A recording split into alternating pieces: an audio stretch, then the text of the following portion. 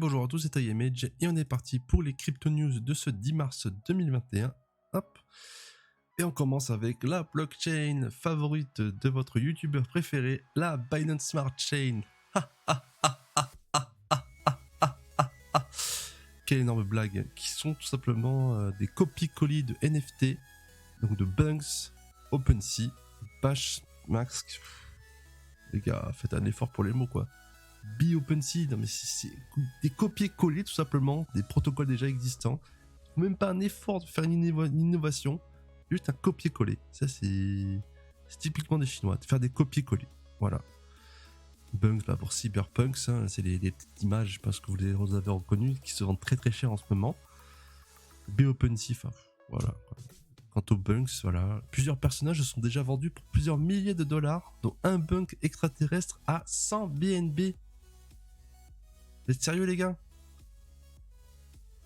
Voilà. L'art numérique devrait être pour tout le monde. Nous ne devions pas dépenser 50 dollars pour créer un NFT. Mais c'est ce qui fait la valeur du NFT. L'historique, la création. Non? Écoutez, hein, achetez-vous des tableaux sur AliExpress. Hein, dites que vous êtes un grand artiste. Hein, voilà. Et Consensus, une société spécialisée dans le développement de solutions basées sur Ethereum, a récemment menacé de poursuivre Binance en justice pour plagiat. Et j'espère qu'ils vont payer. Parce qu'en plus de faire un copier-coller d'Ethereum et de faire plein de copier-coller de plein de protocoles sans réelle innovation, enfin c'est n'importe quoi, j'en ai marre. Next news. La JP Morgan qui prépare un produit pour s'exposer aux entreprises impliquées dans le Bitcoin. Alors c'est pas un produit Bitcoin adossé, c'est les entreprises qui ont investi directement ou indirectement dans les crypto-monnaies. Le panier d'entreprise comprend 11 actions d'entreprise cotées en bourse, dont MicroStrategy, Square, PayPal, CME, Overstock, Silvergate Capital ou encore Intercontinental Exchange. Donc la plupart, ils ont investi, et Nvidia et AMD, voilà, on a compris que c'est ce qui sert à miner les cartes graphiques. C'est à miner les cryptos avec les cartes graphiques. Et JP Morgan précise que l'investissement minimum est de 1000 dollars. Voilà, ça reste accessible, on va dire. Bon, c'est quand même 1000 dollars, ça fait pour un gros portefeuille sûr que c'est rien du tout. Mais bon, voilà. À voir ce que ça dit dans le futur. Twitter suspend les comptes de plusieurs crypto-influenceurs. Encore une fois, c'était déjà arrivé il y a une semaine avec plusieurs comptes. Encore une fois, beaucoup anglophones, mais qui sont très forts dans le chilling de petites crypto-monnaies. Les Jim Hunters. Là, c'est des mecs un peu plus mainstream, donc Plan B, Willy Who, qui fait de très bonnes analyses chartistes. The Moon Carl, que je connais pas trop, et The CryptoDog, pareil, qui font des bonnes analyses. Un trader très connu, donc je crois, si je dis pas de bêtises. Voilà, qui ont reçu des signalements massifs de bots et qui leur compte à sauter. Mais bon, c'est bon, d'ici là, l'article a été sorti à 14h, là il est 18h30.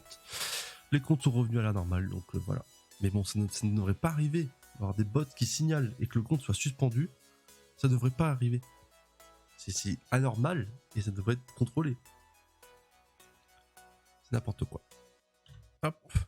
Coinbase Pro ajoute les tokens Polygon, anciennement Matic, SushiSwap et Scale Network. Wow, tout simplement un petit listing pour les professionnels. Donc ça veut dire que si ces projets sont listés sur Coinbase Pro, ça veut dire que c'est sérieux. Très sérieux. Si votre projet n'est pas sur Coinbase Pro, posez-vous des questions. Ah oui aussi, si un projet crypto-monnaie n'est pas sur votre ledger, c'est que vous n'en avez pas besoin. Voilà, tout simplement. Et du coup, un effet d'annonce, le Coinbase Effect ou Binance Effect a fait son effet. Bon, Sushi n'a pas eu de hausse parce qu'il a déjà fait son petit bull run, mais par contre, Scale Network qui a fait quasiment 1x2 au moment d'annonce, comme on peut le voir là, 97%. C'est pas mal, petit x2. Next, Vitalik Buterin, une solution de scalabilité 100 fois plus rapide arrive pour Ethereum avec Optimism Rollup. Ça va être en gros une sorte de sidechain qui va être dopée et là qui va laisser la BSC sur le carreau, tout simplement. Donc il dit, il note une implémentation des roll-up par Optimism sera lancée en mainnet prochainement. Bon, prochainement sur la blockchain Ether, ça peut être d'ici un an. Hein. Et sur celle-ci, qui compte, les roll-up arrivent bientôt et nous sommes confiants dans le fait qu'ils seront suffisants et que d'ici à ce que nous ayons besoin de plus de scalabilité, le sharding aura déjà pris le relais. Le sharding, c'est tout simplement le fait de séparer les chains en plusieurs chains pour alléger le travail de la chaîne principale. Voilà.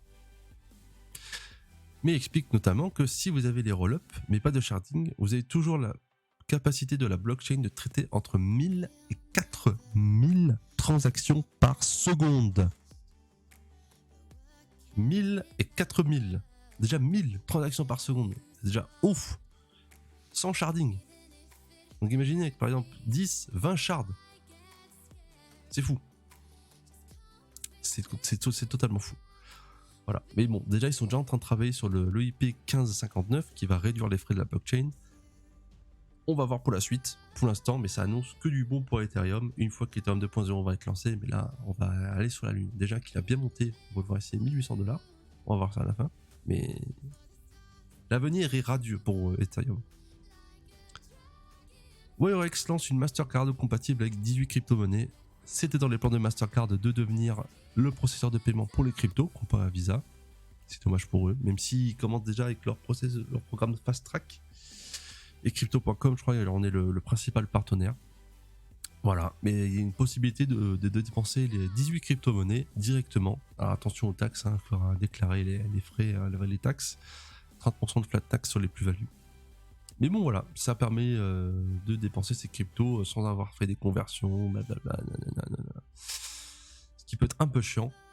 Mais bon, là, c'est directement dans le wallet, ça des dépenses que demande le peuple. Jusqu'à 30% de revenus passifs sur vos crypto-monnaies. Swissborg casse les codes de la finance. Swissborg est donc une entreprise suisse pour acheter des crypto-monnaies au meilleur prix et faire des échanges aussi de crypto-monnaies avec pas de frais cachés et des frais très très faibles. Ça montre en fait le chemin que prend la crypto-monnaie. Par exemple, il va être acheté sur Binance et ensuite il va être transité en USDT sur KuCoin et ensuite ça va être racheté sur Bitfinex par exemple. Voilà. Pour optimiser les frais. Et ils ont un programme de Smart Yield qui permet d'avoir des rendements de crypto-monnaie. Un rendement de crypto-monnaie jusqu'à 31,22% si vous avez bloqué des jetons CHSB.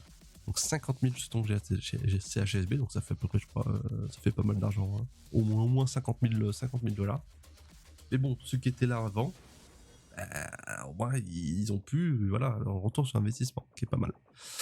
Et donc du coup ils vont lancer un nouveau programme de premium qui s'appelle Community Premium, cette fois-ci à 2000 CHSB, donc un peu moins onéreux pardon. Et qui permet donc une réduction des frais de 0,75% à c'était 1% normalement, et le multiplicateur de Smart Yield à 1,5% au lieu de 2%. 2 fois, pardon. Voilà. Donc ça permet d'avoir un billet d'entrée un peu moins cher et de profiter d'un petit boost qui est toujours sympathique. Et si la France achetait des crypto-monnaies, du moins du Bitcoin, et c'est ce que le patron de Arc, une société crypto française, Cocorico, qui a fait une pétition pour que la France achète des cryptos et ne soit plus à la traîne. Comme il le dit, la France ne peut plus décemment rester en observatrice d'une course qui est déjà lancée.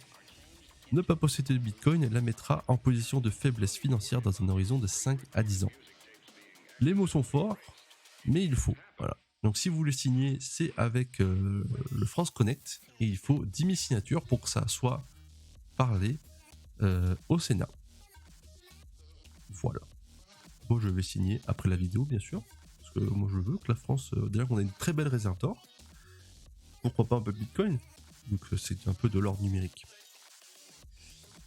Et on passe sur la heatmap qui est dans le vert, très vert, avec plus 4, quasiment 5% sur le Bitcoin qui atteint les 56 000 $. Ça fait tellement plaisir, 1800 $ pour l'Ether.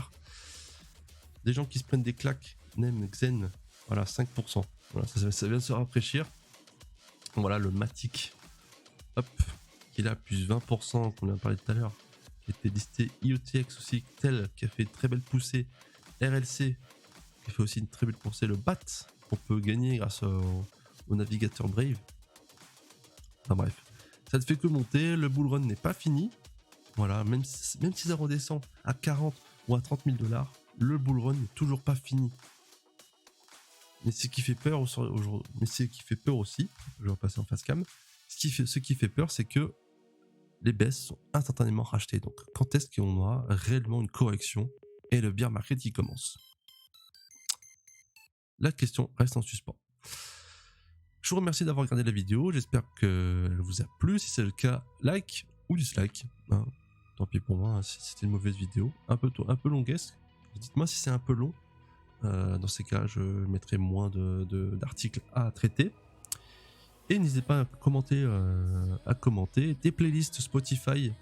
Là, j'ai changé, j'ai mis un peu plus d'électro qui bouge un petit peu. Donc, c'était Speeding Record et non copyright. Et je vous dis à demain pour des news. Salut et bisous.